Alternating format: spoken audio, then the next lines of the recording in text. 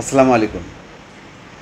ভারত পাকিস্তান যুদ্ধের সময় ভারতের ৫ থেকে ৬টি যুদ্ধ বিমান বিধ্বস্ত হয়েছে। এর মধ্যে ২ থেকে ৩টি রাফাল এবং বাকিগুলি C-400 যেটা রুশ যুদ্ধ বিমান। কিন্তু খেয়াল করেন যে ভারতীয় সমস্ত প্রচার মাধ্যম তারা এক নাগাড়ে প্রচার করেছে যে অপারেশন সিঁদুর নামে যেই অভিযান চালিয়েছিল তাতে একেবারে পাকিস্তান তছনছ, কিচ্ছু নেই। আর তার বিপরীতে পাকিস্তান তাদের কোনো কিছু ছিঁড়তে পারে নাই, এই হালকা পাতলা কিছু হয়েছে। কিন্তু পাকিস্তান সেই প্রথম থেকে শেষ পর্যন্ত বলে আসছে যে তারা যুদ্ধ বিমান ধ্বংস করেছে এবং সেটা পাকিস্তানের ইয়ের মধ্যে, সীমানার মধ্যে না, ওদের সেই সীমান্ত রেখার মধ্যেই ধ্বংস করে ফেলছে। যখন তারা ভিতরে ঢুকছিল ঠিক সেই সময় প্রথমে 5টা, তারপরে পাকিস্তানের প্রধানমন্ত্রী বলেছে আরও একটা, 6টা মোট। কিন্তু চুপ করেছিল। কত রকম প্রশ্ন আসছে। ভারতীয় বিমান বাহিনীর প্রধান বলেছেন যে উত্তর দিচ্ছে টেকনিক্যালি যে যুদ্ধের ক্ষয়ক্ষতি হওয়াটা স্বাভাবিক, কিন্তু কি ক্ষয়ক্ষতি পরিষ্কার প্রশ্ন ছিল, কিন্তু তারা বলেনি। উল্টা তারা ব্যাপকভাবে প্রচার চালিয়েছে যে অপারেশন সিঁদুরে একদম পাকিস্তানের কোমর ভেঙে ফেলা হয়েছে, অমুক তমুক, পাকিস্তান আর সোজা হয়ে দাঁড়াতে পারবে না এবং তারা মাপ চেয়ে যুদ্ধবিরতিতে গেছে, ভারত দয়া করেছে।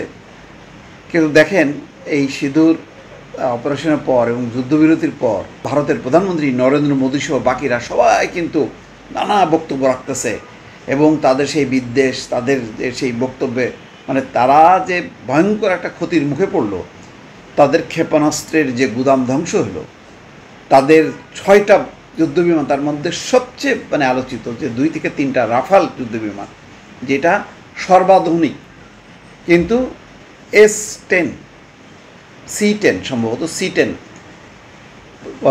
চীনা যুদ্ধবিমান দিয়ে যে সেগুলি ধ্বংস হয়েছে সেটা কোনোভাবেই তারা স্বীকার করছিল না। কিন্তু ফ্রান্স থেকে শুরু করে সবাই কিন্তু স্বীকার করছে এবং তাদের কোম্পানির শেয়ারের পর্যন্ত নেমে গেছে। বরং চীনা কোম্পানির শেয়ার বাড়ছে, কেননা ওইটা টেকসই মনে হয়েছে অনেকের কাছে। তা আজকে অনেক দিন পর সেই সেনাপ্রধান অনিল চৌহান তিনি স্বীকার করছেন যে ভারতের যুদ্ধ বিমান পাকিস্তান ধ্বংস করেছিল। শুধু তারা সংখ্যাটা এখন আর উল্লেখ করছে না, আস্তে আস্তে সেই সংখ্যাটা উল্লেখ করবে। পাকিস্তানের হামলা এবং এই দেখেন, এই খবরটা আমি বলছি এখন ভারতীয় গণমাধ্যম আনন্দবাজার পত্রিকা উঠছে, কিন্তু আনন্দবাজারও এর আগ পর্যন্ত সমস্ত ওদের মিডিয়া ছিল অপারেশন সিঁদুর বিশাল করছে এবং পাকিস্তানের সমস্ত যত রকম জঙ্গি ঘাঁটি ছিল সেই ঘাঁটিগুলি তছনছ করে দিছে এই সে। আর পাকিস্তান বলছে তাদের মসজিদ ধ্বংস হয়েছে, তাদের স্কুল, তাদের ক্লিনিক, এইগুলিও, আর জনবসতি, কোনো জঙ্গি ঘাঁটি টাটি বলে কিচ্ছু নেই।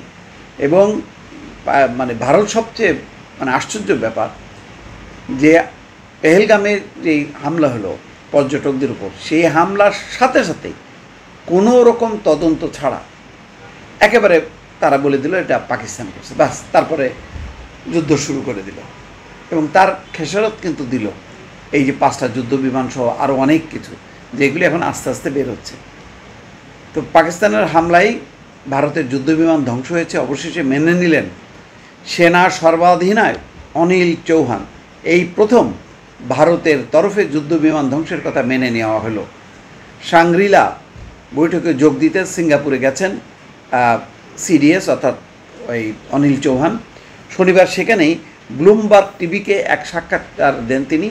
ভারত পাকিস্তান সংঘাত এবং ভারতের যুদ্ধ বিমান নিয়ে প্রশ্ন করা হলে সরাসরি উত্তর দেননি অনিল, তবে তিনি যা বলেছেন তাতে যুদ্ধ বিমান ধ্বংসের কথা স্পষ্ট হয়ে গিয়েছে।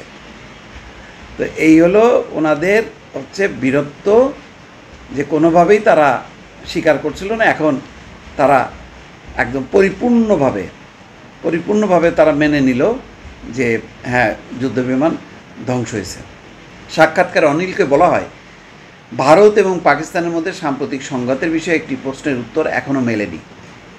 পাকিস্তান কি ভারতের যুদ্ধ বিমান ধ্বংস করেছে, এক বা একাধিক? সরাসরি হ্যাঁ বা না বলেননি ভারতের সেনা সর্বাধিনায়ক। তিনি বলেছেন, আমাদের কাছে যুদ্ধবিমান ধ্বংসটা গুরুত্বপূর্ণ নয়। কেন সেটা ধ্বংস হলো সেটাই গুরুত্বপূর্ণ। তার মানে স্বীকার করে নিল। সাক্ষাৎকারী এরপর আরও জোর দিয়ে প্রশ্ন করতে থাকেন, তার মানে অন্তত একটি যুদ্ধবিমান পাকিস্তানি হামলায় ধ্বংস হয়েছিল? সংক্ষেপে হাঁ বলে অনিল ভারতীয় সেনার কৌশল ব্যাখ্যায় জোর দেন, বলেন, যেটা ইতিবাচক দিক সেটা হলো আমরা আমাদের কৌশলগত ভুলটা তখনই বুঝতে পেরেছি এবং সেটা শুধরে দুদিন পর আবার সেই কৌশল প্রয়োগ করেছি। সব যুদ্ধবিমান আমরা উড়িয়েছি এবং দূরের লক্ষ্যবস্তুকে নিশানা করেছি। পাকিস্তান দাবি করেছে ভারতের অন্তত 6টি যুদ্ধবিমান তাদের হামলায় ধ্বংস হয়ে গিয়েছে। সেটা কি সত্যি? অনিলের জবাব, একেবারেই নয়। তবে কতগুলো যুদ্ধবিমান পাকিস্তানি হামলায় ক্ষতিগ্রস্ত হয়েছে তা নিয়ে কিছু বলেননি অনিল। ভারতের সেনা সর্বাধিনায়ক এরপর আবার বলেন, বিমান ধ্বংসের তথ্যটি গুরুত্বপূর্ণই নয়, কেন তা ধ্বংস হলো এবং তারপর আমরা কি করলাম আমাদের কাছে সেটাই গুরুত্বপূর্ণ।